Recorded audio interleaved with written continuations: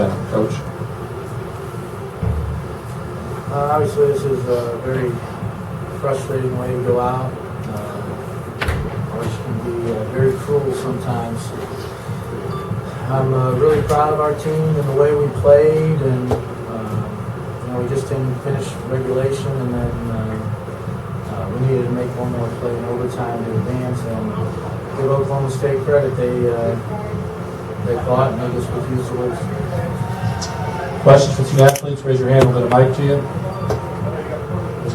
Start right here on the aisle.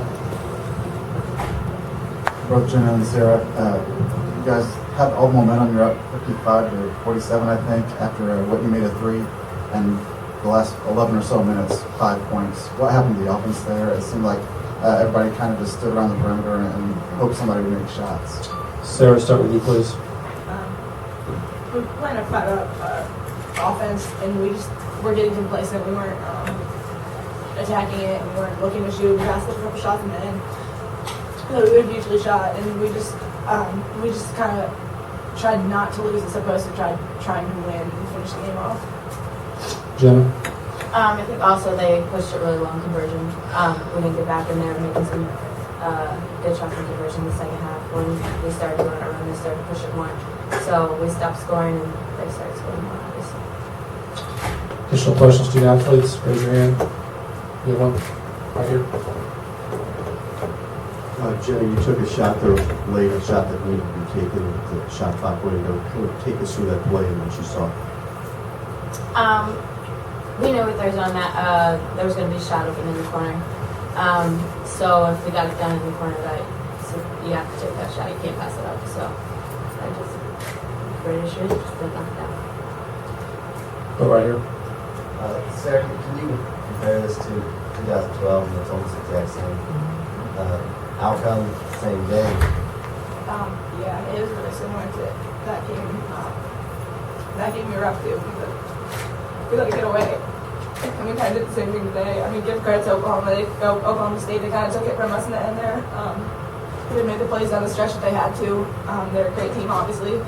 But, we kind of started to settle down and we got a little back on our heels, and that's when they just came at us hard and took it away.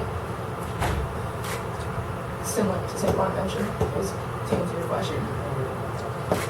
Right back here. Jim, I know a big emphasis on the team late in the year was attack, attack, attack. You did that at points this year. Do you think what kind of happened, do you think, over the last 8 to 10 minutes? I think we did get a little bit tentative towards the end. But there were times where we were still attacking. We just weren't knocking down the shots on. It took too long. We had a few 30-second shot clock calls on us. But you got to give credit to Oklahoma's defense of taking us out of that and making us get tough shots at the end. Right here.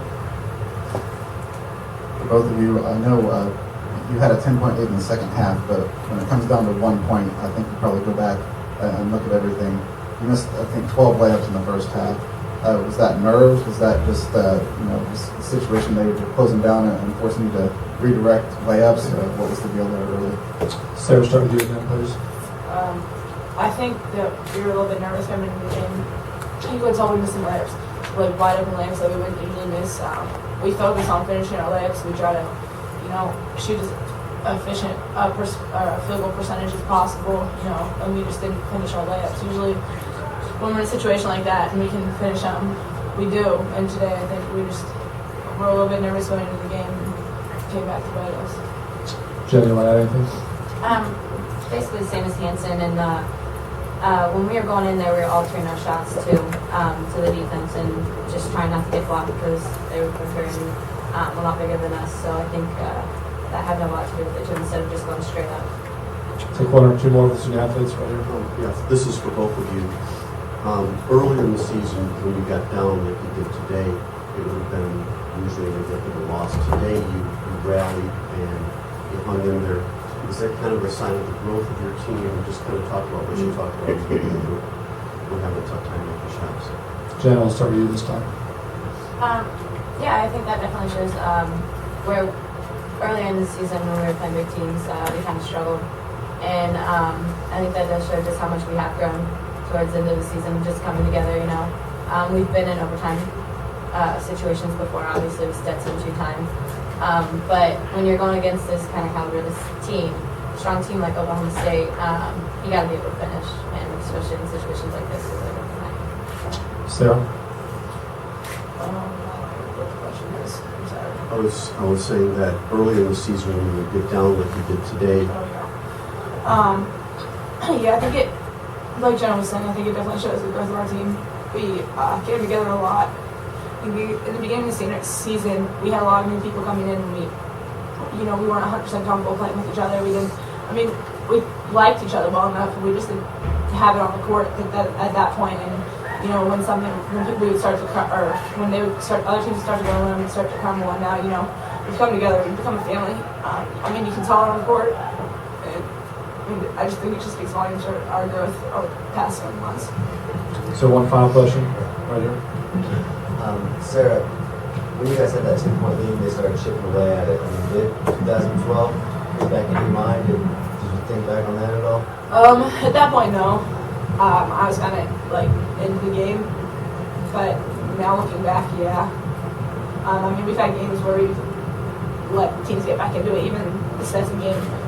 In overtime, we started to settle in and let them get back into it. We were up 7 with a minute to go and ended up being a 2-point game and things like that. So I think it just, looking back, it hurts more because of that. But in the moment, no. Please, thank you very much. Back to the locker room. Congratulations on a great season. Questions for Coach? Start right here. Coach, how many times there late in the second half do you think we could get one more shot and we could really make it difficult for them? Well, that never really crossed my mind. Obviously, them going to the zone late, frustrated us a little bit. We were trying to move the ball quick and then penetrate into the middle of the lane and kick it out, but for whatever reason, I think we just got a little bit tense and everybody just kind of stood around and passed the ball around, and we didn't look for the, we thought we could get it in the middle and then kick it out and have a shooter in the corner and be either shot or one pass for a shot, and nobody actually made the aggressive move to create the shot. And when you're playing a team as good as Oklahoma State, you can't just hope the time runs out. You got to make a play to win the game, and I just thought we got real tentative, especially the last 4 or 5 minutes. Maybe being too afraid to make a mistake would be the one to do something wrong. We weren't as aggressive, and we probably could have run maybe some different plays so that they had to be aggressive, like where they calls for their aggressiveness. That's what I'll have to think about when we review this game. Let's go over here. Coach, Whitney had 11 rebounds, and she really had some big rebounds for the second half. Is that something that you're hoping that you would be able to exploit in that? Well, we didn't think that we could win rebounds against Oklahoma State, but we thought to win we'd have to keep it close, and everybody was going to have to contribute on the boards. And you can see Sarah had 9, Jenna had 9, Haas had 6 in 21 minutes. So it was a team effort on the boards, and Whitney blocked some shots down there. She altered some shots, and then second half especially, she was all over the boards so that we limited them to one shot. So defensively, I thought we executed our game plan pretty well. We just didn't shoot it well. We didn't finish layups well, and then at the end of the game, we just got really tentative, and that's disappointing. We wish we could have finished this off. Let's go right here. Well, as you said, Whitney was assertive defensively, and she has talked about how you wanted her to be more assertive offensively. Would you have liked to see her be more assertive in the last 5 minutes of the regulation over? Well, if they were in the zone, we would have liked to get her the ball more. We put her in a spot that we thought they were going to have a long closeout and going to have trouble getting it. But, we hadn't, what we put in there was during the timeout. We haven't really worked on it very much, but we saw what was going to be open.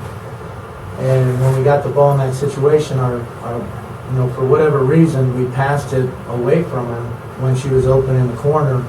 So, we were supposed to pass fake away from her and get it to her, or to Cobb, and we just kept throwing it back up top, which was the opposite of what we talked about. I just think the moment got to us, and we kind of froze a little bit, and it's disappointing because our kids played so hard to be in that position. It would have been nice just to be able to finish the game, but it definitely would have been nice to get Whitney the ball more, especially along the baseline where it was open. But we didn't do it, and makes for a tough ending. Right here. Coach, you said yesterday Tiffany Bias was priority number one for your defense.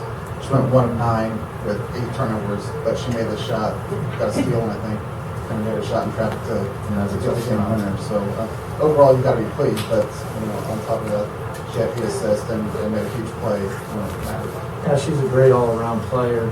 We wanted to limit her in conversion. We didn't do a great job in defensive transition, especially early. We lost Domino a number of times, and she was supposed to be one of the priorities in defensive conversion. So, Baez did a really nice job of finding open people in transition, thus they assist. Kenesha Atwater did a great job on it while she was in, making it so she couldn't get to the basket and forcing her to take tough jump shots. We did a good job on the ball screen defense when she was coming off ball screens. But she did, give the kid credit. She made a big play at the end. We'll take 2 more, first here and then in the back. What did you think was the key to your team hanging in there when you're down double digits, not being able to make a lot of shots, and then turning the game around the second half? Well, we started off really slow, and didn't execute offensively well. And then when we got layups, we missed them. It was it's definitely frustrating the first 10, 12 minutes, but we weren't, because our defense was good enough, we weren't out of the game. And then I thought Steph Haas was just huge. Like, she was somebody that wasn't afraid to get in there, got fouled, made some layups, and I think she kind of gave confidence to the whole team. We saw that Steph was being active and cutting and attacking on the catch, and I think some other people kind of picked up some momentum from her. And then, no, Steph wasn't injured. That was coach's decision. We were going with probably our most defensive lineup at the end of the game, and Atwater, I didn't want to take her off number 3 to put Steph in. She was doing such a great job on number 3, and it was against zone. If they were in man, I wouldn't have taken Haas out because she was really attacking them in man, but they were in zone, so we kept our defensive lineup in. Unfortunately, we had that big turnover against the press where we didn't execute our screen to get it in, and they got the tip and then hit a big 3 on us. So it would have probably been a good time to use a timeout there to get us organized because we didn't screen very well to get the ball in bounds there. Unfortunately, we just got a little tentative at the end of the game where we didn't want to just attack and take it to them. We were being too hesitant and just trying to run out the clock with a lead. And as I said, you have to play this game to the buzzer and give Oklahoma State credit. They did, and moving on. Last one in the back. Coach, talk about the experience of coaching Sarah Hansen for 5 years. Well, it's been a real treat coaching Sarah. She's been a special player here. She's one of the brightest young ladies, the brightest young lady I've ever coached. She's such a tremendous competitor.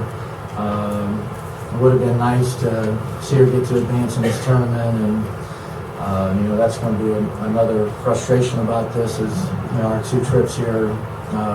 We got 2 overtime losses in this 12-5 game. So it's been my privilege for 5 years. She's going to be greatly missed. She's the greatest kid, but that just makes it all the more disappointing for her.